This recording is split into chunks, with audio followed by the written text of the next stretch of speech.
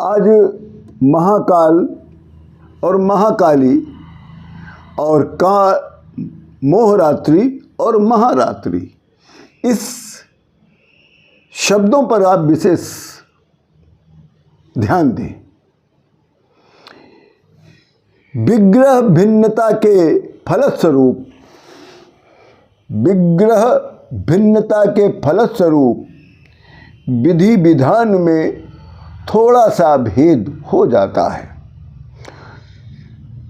लेकिन सभी शक्तियां एक ही महाशक्ति के तब भिन्न भिन्न रूप हो जाती हैं।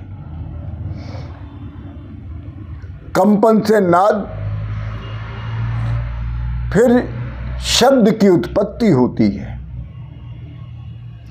नाद और शब्द के बीच के समय में एक अत्यंत सूक्ष्म ध्वनि का जन्म होता है।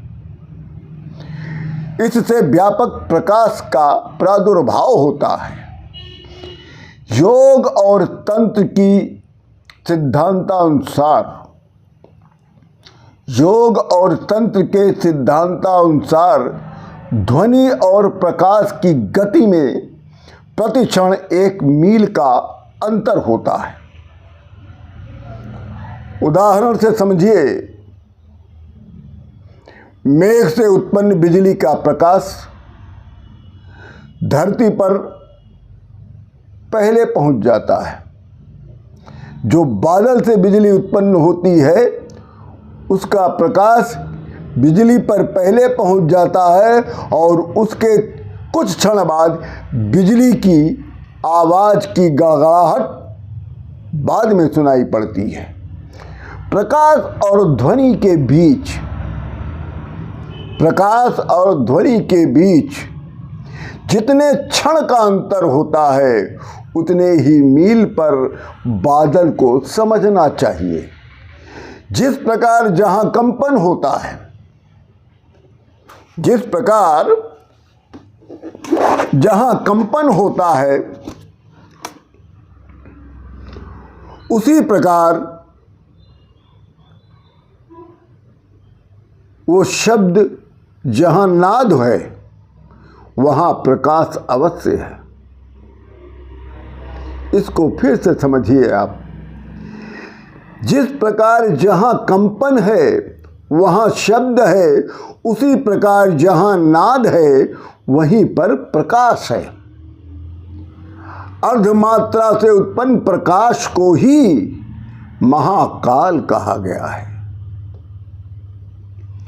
अर्धमात्रा से उत्पन्न प्रकाश को महाकाल कहा गया है और इसके अंधकार पक्ष को महाकाली कहा जाता है। इनकी साधना इसलिए मध्यरात में की जाती है। महाकाली की साधना इसीलिए मध्यरात में की जाती है। वर्ष के अंदर एक बार इस महाकाली का निकट का संपर्क जगत से होता है, तब उस समय मोहरात्रि या काल रात्रि उत्पन्न हो जाती है। इसी को दीपावली कहते हैं। होली की रात्रि को दारुण रात्रि और जन्माष्टमी की रात्रि को मोहरात्रि और शिव की रात्रि को महारात्रि कहा जाता है। साधना भूमि में इनका विशेष महत्व होता है। चाहे किसी की साधना की जाए, चाहे किसी की पूजा की जाए, चाहे किसी की उपासना की जाए, विग्रह भिन्नता के फलस्वरूप गुण स्वभाव में अंतर हो ही जाता है। विधि विधान में थोड़ा सा भेद हो जाता है, लेकिन सभी शक्तियां एक ही महाशक्ति के भिन्न भिन्न रूप में परिणित होती हैं। और वो एक शक्ति क्या है? उस एक शक्ति का नाम है शिव शक्ति। ओम नमः शिवाय।